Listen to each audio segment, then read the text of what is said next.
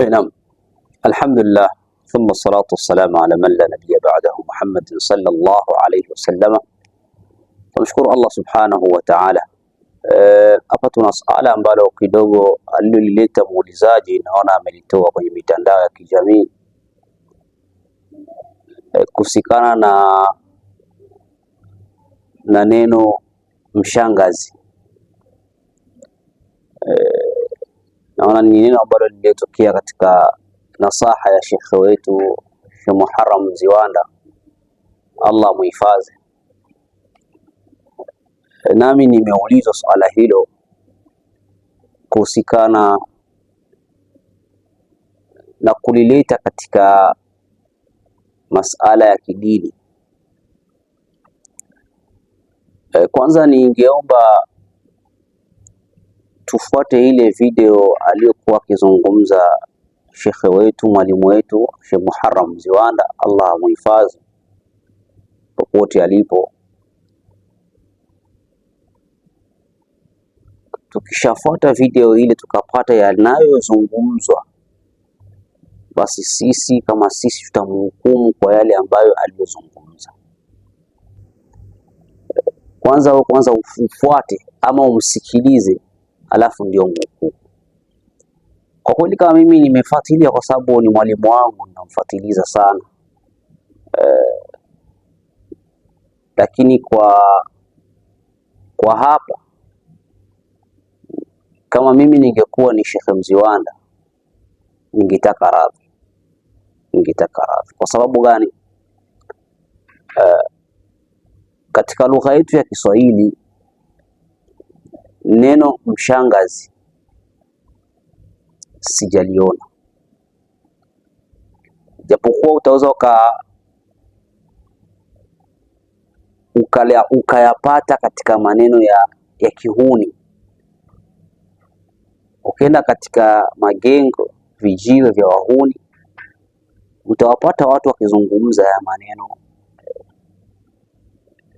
na pia hivyo ukienda katika makundi mengine utapata yani wakibadilisha msamiati wa Kiswahili.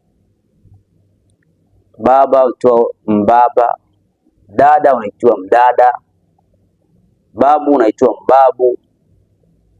Haya ni yale maneno ya vijiweni ya mjini, ama katika njia nyingine tutasema ni maneno ya kihuni. Sasa maneno ukiyachukua ita katika dini tena ukayanasibisha na wama zetu ambao ni wake wa mtume wetu Muhammad sallallahu alayhi wasallam, unatengeneza picha ambayo sio nzuri katika safu ya Waislamu.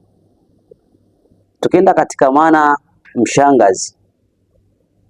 mshangazi katika lugha ya kimtaani, ndugu zangu, ni mama ambaye kwanza moja umri wake ni mkubwa, alafu pili hajaolewa, labda atakuwa ameolewa akafiliwa, alafu tatu ana pesa, lakini hii tusiweki sana, alafu nne hiyo ni mama liwe ni huni. Huu ndio msemo hata kwenye vijio, hata bibi bwana, jana bwana nimepata mshangazi. Alafu na ili mshangazi sio kusema eti unalioa, kwa sababu utakapomuoa hautomuita mshangazi. Sasa utakapolichukua neno hili ukalipeleka kulinasibisha na wake za mtume, hapo ni kosa. Bila shaka ni kosa. Ndio maana nikatanguliza mwanzo tekana shekhe wetu, mwalimu wetu, Allah muhifadhi, alifute hili neno kwa sababu lina picha mbaya katika sifa za wake wa mtume. Alafu tena tutoe hiyo mshangazi. Nini maana ya shangazi? Shangazi bila shaka ukienda katika lugha ya Kiswahili, shangazi bimaana ni dada wa baba au mke wa baba. Mke wa mjomba utamwita nani? Shangazi. Sasa bimaana kuna alaka kati yako wewe na ule shangazi.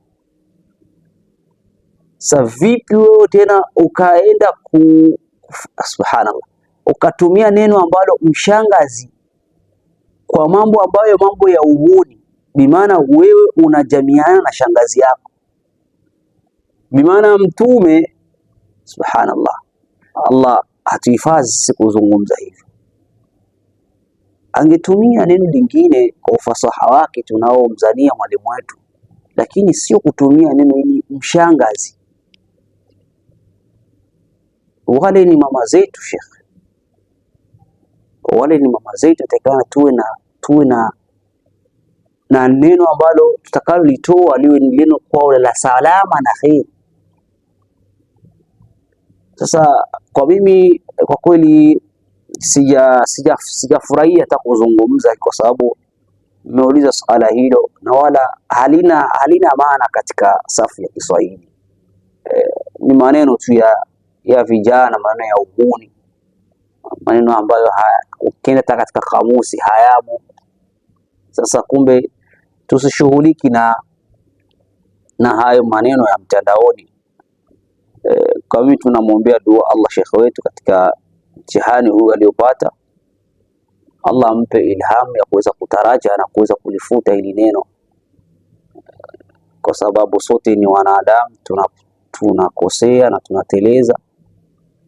Lazima watu wamuelewe, na yeye kama Sheikh wangu, mwalimu wetu, tunayofaidika mambo mengi kupitia kwake, aweze kulifuta neno hilo, kwa sababu si neno nzuri katika safu ya Waislamu.